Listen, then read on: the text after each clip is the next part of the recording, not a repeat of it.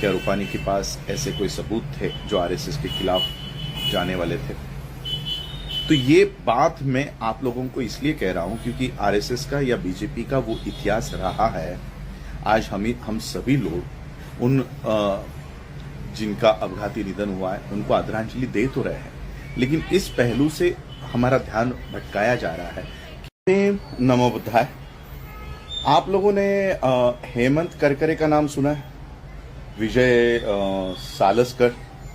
ये मुंबई पुलिस के सबसे टॉप नॉच पुलिस अधिकारी थे जो प्रज्ञा सिंह ठाकुर के मामले में इन्वेस्टिगेशन कर रहे थे और कई सारे प्रूफ इन लोगों के हाथों में लग गए थे। कुछ लैपटॉप्स लग गए थे, कई सारे सुराग उनको मिल गए थे और आरएसएस के अगेंस्ट में कई सारे प्रूफ इन्होंने जमा कर लिए थे। इन दो ऑफिसर्स को मरवाने के लिए, इन 2-3 ऑफिसर्स को मरवाने के लिए और वो पूरा इन्वेस्टिगेशन रुकवाने के लिए मुंबई में कसाब 26/11 ये सब करवाया गया। और ये मैं नहीं कह रहा हूं, ये हु किल्ड करकरे नाम की किताब लिखकर उन्हीं के पुलिस ऑफिसर ने ये बातें भारत के सामने लाई है। और मजेदार बात यह है कि इस किताब पर एक भी पुलिस ऑफिसर ने, चीफ मिनिस्टर ने, प्राइम मिनिस्टर ने, आरएसएस ने कभी भी इसका विरोध नहीं किया, कभी इनके खिलाफ डिफेमेशन की केस दायर नहीं की।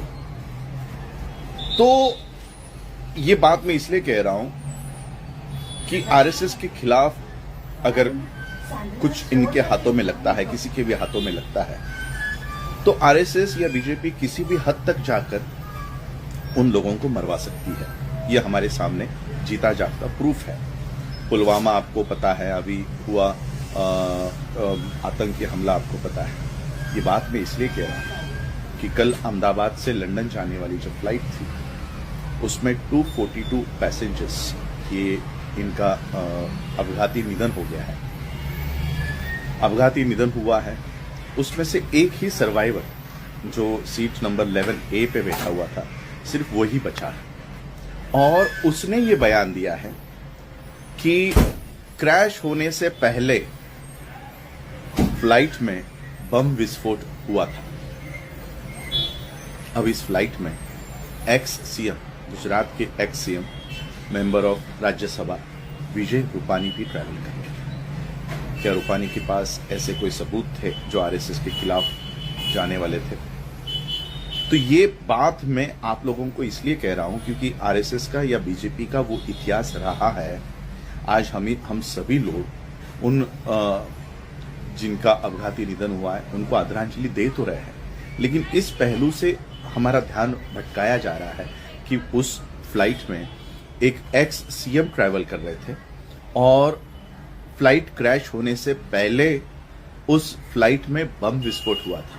तभी तो seat number 11A emergency exit पर बैठे हुए व्यक्ति को वो मौका मिला और वो खिड़की खोलकर ऊपर से ही कूद गया था फ्लाइट क्रैश होने से पहले, और इसलिए वो जिंदा बचा है। और इसलिए ये बात सोचने पे मजबूर करती है क्योंकि 26/11 हो, पुलवामा हो, ये नहीं देखते कि कितने लोग मरने वाले हैं, कौन लोग मरने वाले हैं। उनका टारगेट जो होता है वो अचीव करने के लिए, वो हासिल करने के लिए ये लोग किसी भी हद तक जा सकते हैं, किसी भी हद तक ये लोग नीचे गिर सकते हैं। बस यही बात में बताने के लिए आया था।